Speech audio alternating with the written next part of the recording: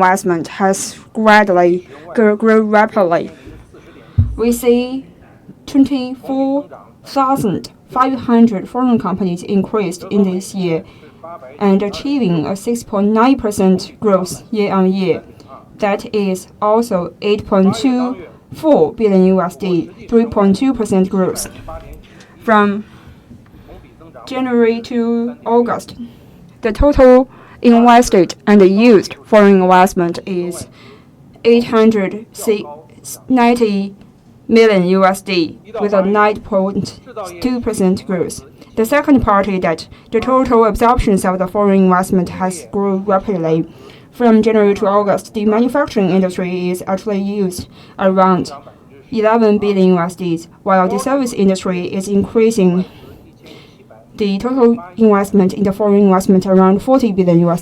And for the high-tech industries, the total usage of the foreign investment is around $800 million with a 27.9% growth. The high-tech manufacturing industry has actually used $66.5 billion with a 14.4% growth, among which pharmaceutical industries and health industries, the IT industries, and also the smart manufacturing industry has used more than 27% and 41% of the foreign investment, while the high-tech industries is actually using $11 billion foreign investment, among which information service, R&D and designs, technological result translations has actually used foreign investment as an increase as 44.6%, 54.6%, and 76.4%. The third part is about the Eastern, Western free trade areas. Foreign investment has grown quite steadily. For the Eastern and Western region, the actual use of the foreign investment has grown at 50.5% and also the 14.7%. And for the free trade area, the actual used foreign investment has grown at 23.4%, occupying 40.4% of the total amount. The fourth part is that the outsourcing of the foreign investment has grown rapidly. China, Hong Kong, China, Macau, Japan, Republic of Korea, Netherlands, France has invested with 7.4%, 11.4%, 10.4%, 45.6%, 30.3%, and 14.5% growth rapidly. Countries alongside the Belt Route and also the ASEAN countries has grown by 30.6% and 7.7%. The second piece of the information I want to share with you is from January to August about the outsourcing service industry in China. From January to August, the service outsourcing has grown quite rapidly with a high momentum. According to the statistics in the MOFCOM, in the first 8 months in 2018, the total outsourcing revenue is $700.6 billion, while among which the total growth is 54.4% and also 14.4% growth, among which the offshore outsourcing investment is 40.4 billion RMB. That is 12% growth compared with last year. So from the foreign investment structures, from January to August, technological outsourcing, business procedure outsourcing, and also the supporting structure outsourcing is reaching 114 billion, 55.7 billion, and 11.8 billion, with a 7.9%, 3.3%, and 10.4% growth rapidly, occupying for 46.4%, 16.7%, and 37.7% respectively. The Internet service industries, inspection and quarantine services, international and telecommunication platforms has developed quite dramatically. From January to August, the offshore amount is 1.4 billion, 4.4 billion, and 1.8 billion, and 3.5 billion RMBs. That is 70.7%, 67%, 81%, and 36% growth rapidly.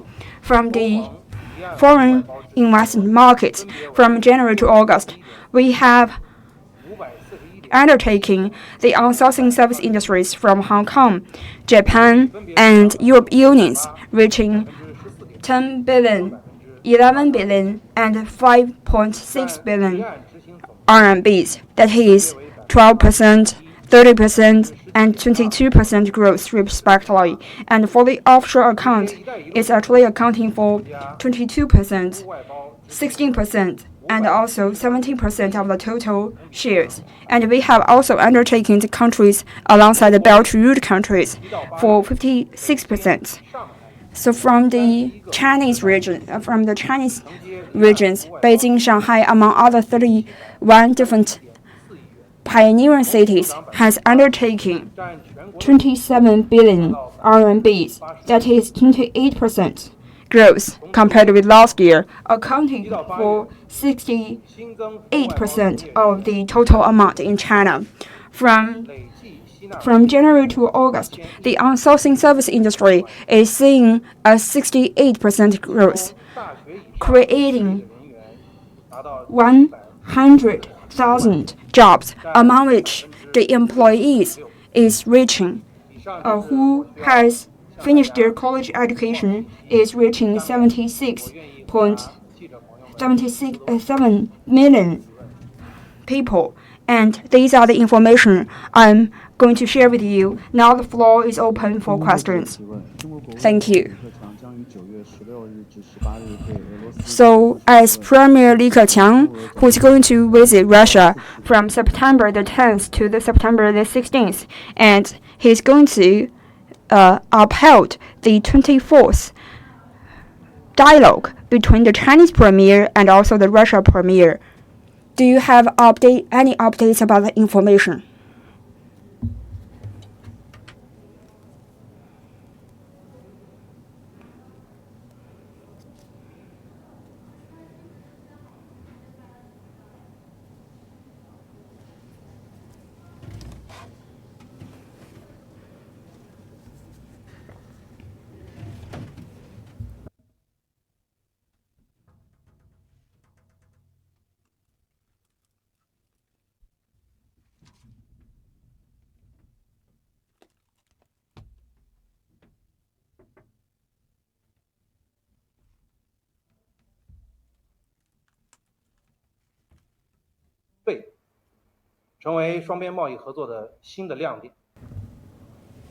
I think it's going to become a new highlight for the bilateral trade relations. The second part is about our expanding investment cooperations. From January to July this year, the Chinese investment to the Russia is growing at 30% to all the industries, and the invested area from the traditional energy, oil and petroleums, agriculture and forestry development to be extended into the automobiles, white goods, and also food and beverage industries. The investment method is being transformed from the traditional direct investment, from the equity investment, fund investment, and among other different investment forms. And the two sides is actively promoting the China-Russia joint technological fund to better facilitate the investment in the high-tech areas. The third point I want to share with you is that we have gradually promoted the large project investment. The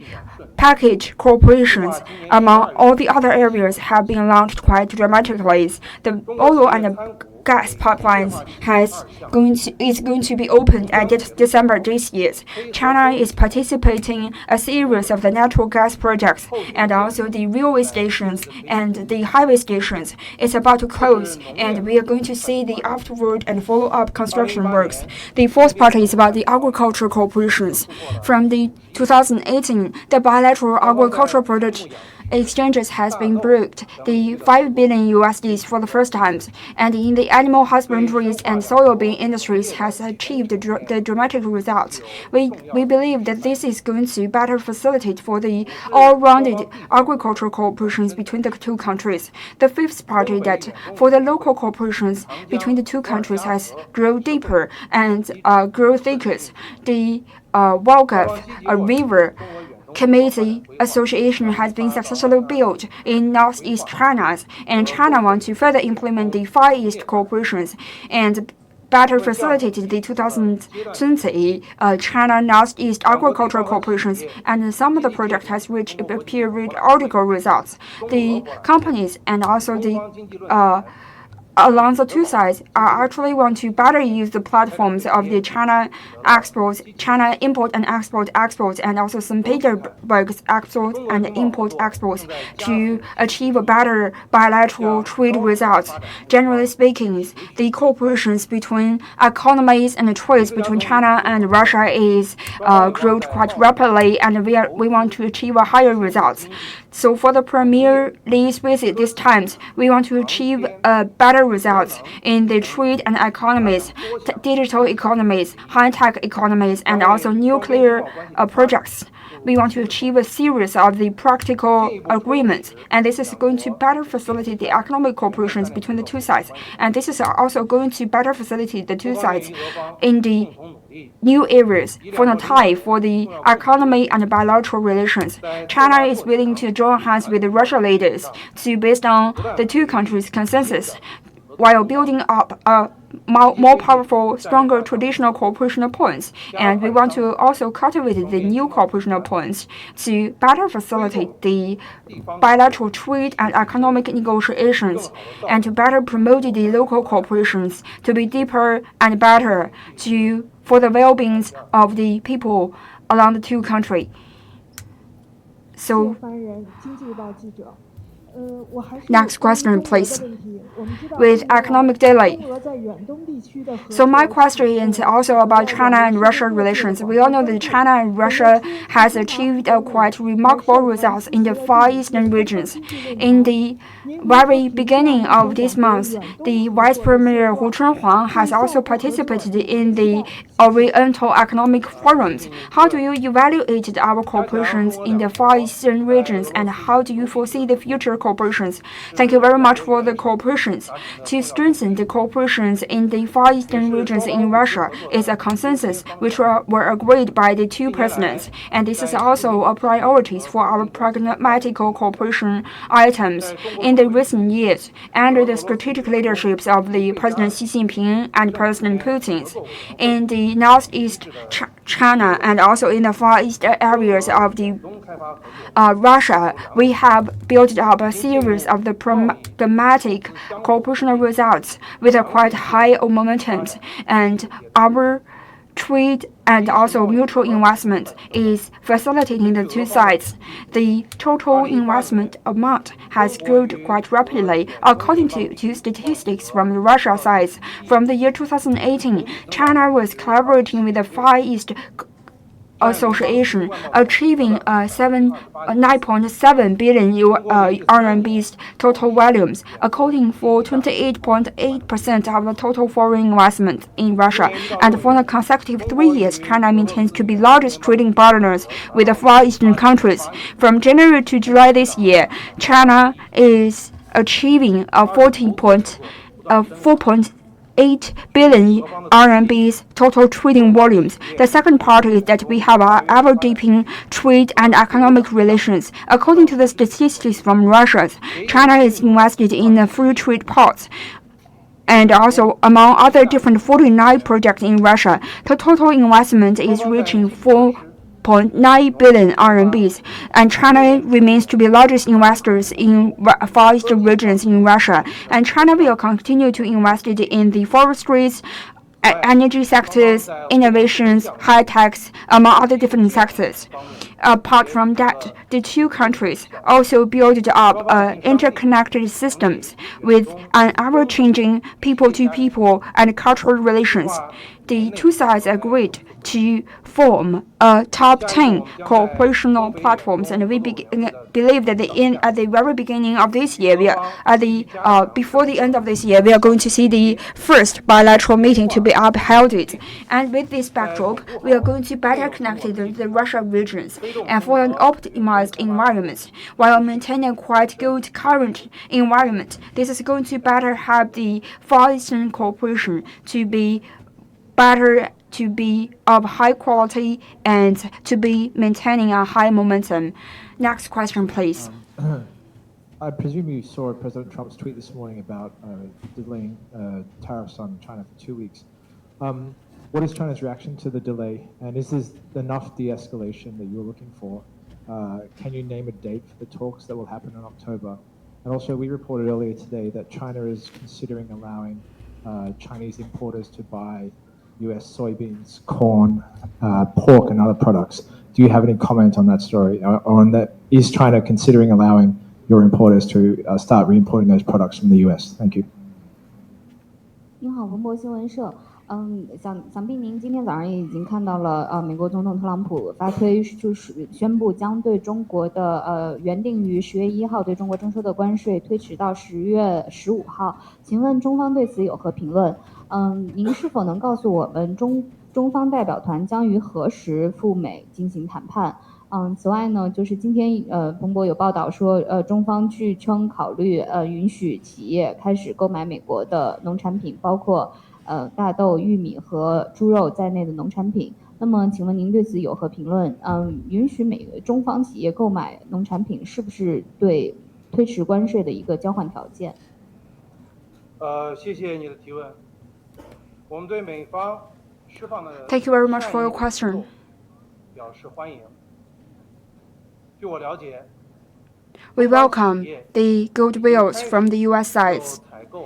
From my updated information, the Chinese company is started for asking the quotations for the U.S. agricultural product. We believe that I wish the two sides could work towards each other and creating a good background conditions for the bilateral negotiation. This is going to be beneficial for China and the United States and even the world.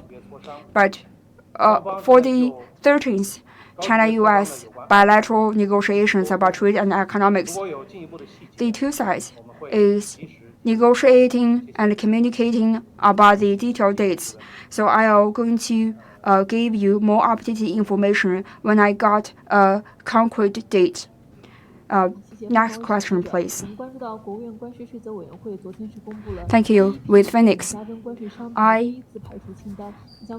we actually see that the first execution list from the state councils about the first branches of the tariff goes on the United States.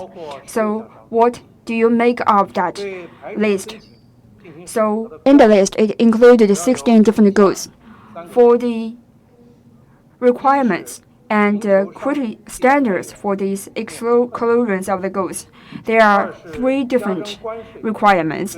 So the first one is that it's difficult to find replacements for these goods.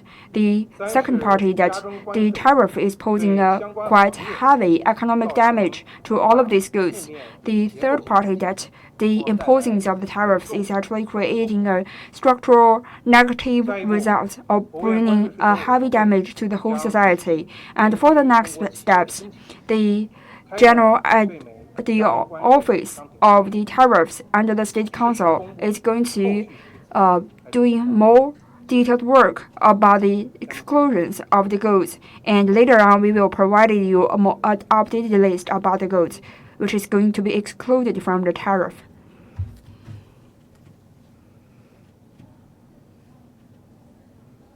官员你好，第一财经日报记者提问。从9月份开始，中美双方开始 So with the economic delay from September, China and the U.S. is upholding the threshold for the tariffs imposing on each other is going to create a negative impact for the two-sides economy. Is Chinese economy resilient enough to tackle with the challenges? How will MOFCOM deal with all of these foreign trade issues? Thank you very much for your question. As we mentioned, Chinese economy is growing from high-speed growth to the high-quality growth. The transforming of old and new momentums is posing a new trajectories for the Chinese economic growth. We are quite optimistic about our macroeconomies, and we are quite optimistic about our resilient macroeconomies. With a fully facilitated and fully swayed the macroeconomic policies as our economic instruments, we have the capacity and we have the confidence to maintain a good economic development momentums. We are going to further implement all kinds of the foreign investment policies, while we are going to implement the policy support, and we are also going to provide a series of the policy support and better update the trade for a better quality development. Thank you. Next question, please. 谢谢第一财经电视记者提问。我们注意到8月，中国进出口增速比7月明显。Thank you very much. With economic televisions, we understand that the investment, the import has slowed down in August compared with July. So, how do you, with ever-growing China-U.S. trade frictions, how do you foresee the future months' import and exports development from MOFCOM sides? So the imports from August is slower compared with July. This is actually in line with the global economic development. From the trade side, the development from the international market is slowing down. So in July, the IMF has downwarded the global economic estimations to 3.2%, while the total growth of the trade, globally speaking, is being downwarded from 3.4% to 2.8%. In August, World Trade Organization has issued a gold trade index with a 0.56%, reaching 7.6%, indicating that the global gold trade is going to be slowed down further. In the import side, the bulk commodity price is lowering down. That is the major reason behind this slowing down, among which the crude oil, the refined oil, soybeans, and also the coals has been reduced or decreased by 13.6%. For these only 4 commodities is actually dragging the total investment amount from the August of around 1.56%. Generally speaking, our economic and also trade has made a quite good momentums. The total performance of import and exports in August is also maintaining one of the best performing months in this year. So from January to August, according to the data from the WTOs, the accelerations of the exporting from China is better than the average performance, globally speaking. No matter how many ships we are seeing externally, we have the whole confidence to promote our trade sector into a better quality development.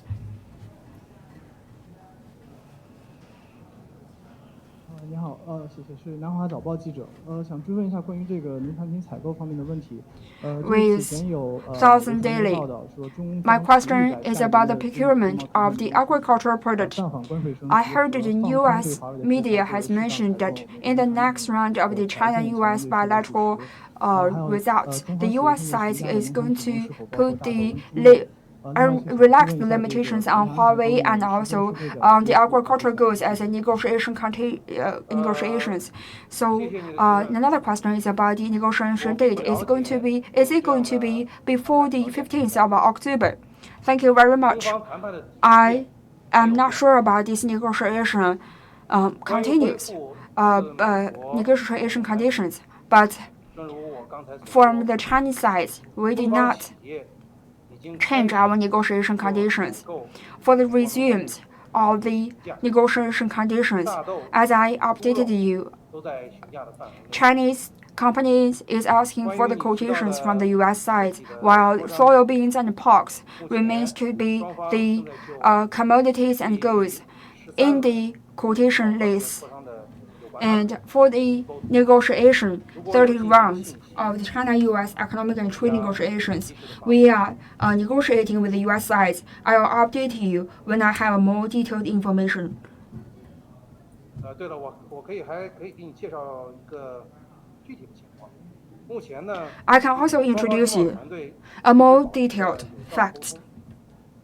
The two sides is kept quite effective communications, and according to the last week's phone calls meeting results, the two working team is going to meet with each other recently for a more sincere negotiation, and this is going to prepare the two sides for the next rounds of dialogue. Thank you.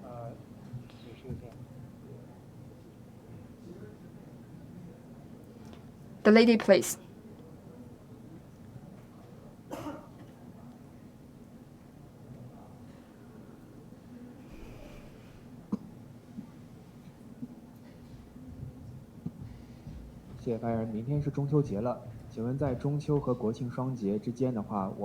Tomorrow is going to be Mid-Autumn Festivals.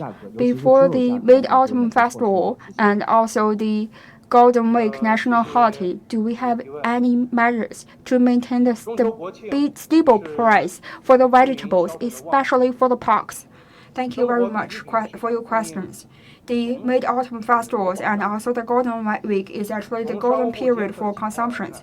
Generally speaking, we have the guarantees for the basic goods according to the service and monitoring and regulations from MOFCOMs. From September, all the necessities of all the foods in all different areas, the meats and also the eggs has the price grew a little bit, while the price for the vegetables and fruits has dropping down a little bit last week from the 2nd of September to the 8th of September. 36 different major and medium-sized cities saying that their eggs, porks, and also the soybeans growing at 7.6%, 9.9%, while the vegetables and the fruits is lowering down at 0.5% and 0.9% to guarantee the sufficient supplies during the festivals. We are going to work together with relevant governmental institutions to better supply the markets and provided the necessities in the markets, especially the porks, muttons, beefs, poultry, and among other different meats. And we are also going to supply some of the installed muttons and beefs and porks to guarantee a stable supply during the festivals. Thank you.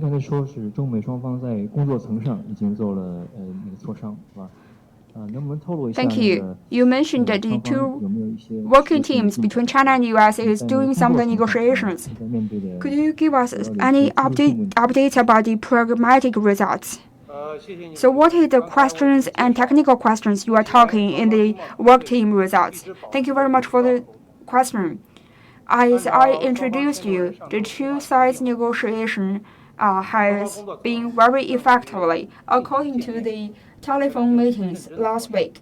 The two work groups from the two sides is going to meet up with each other, and it's going to better facilitate us in our next steps negotiations.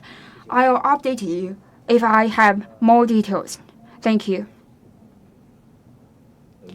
Next question, please. From the Hong Kong television,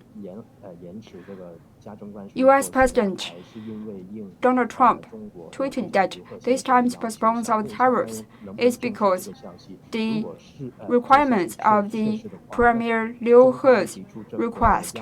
Is this piece of news, is this Twitter true? So what's behind this requirement from Premier Liu He? Thank you very much for the detailed result about the negotiations between China and the U.S. dialoguing teams. I don't have further updated information. Thank you. Without any other question, let's call today's regular press conference. As mentioned by one of our colleagues here, tomorrow is going to be the Mid-Autumn Festival. On behalf of the MOFCOM's News Press Office, I want to congratulate all of you and wish you a happy Mid-Autumn Festival. Thank you.